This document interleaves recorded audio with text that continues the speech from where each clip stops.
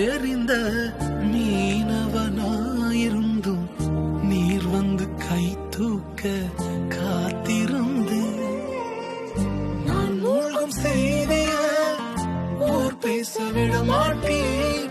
அழைத்தவர் கைவிடலன்னு பேச வைத்தேன்.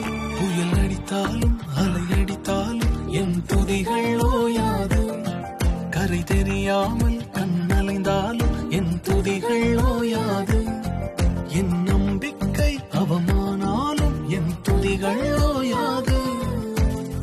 கைவிடத் தெரியாதவரை விட்டு ஓட முடியாது.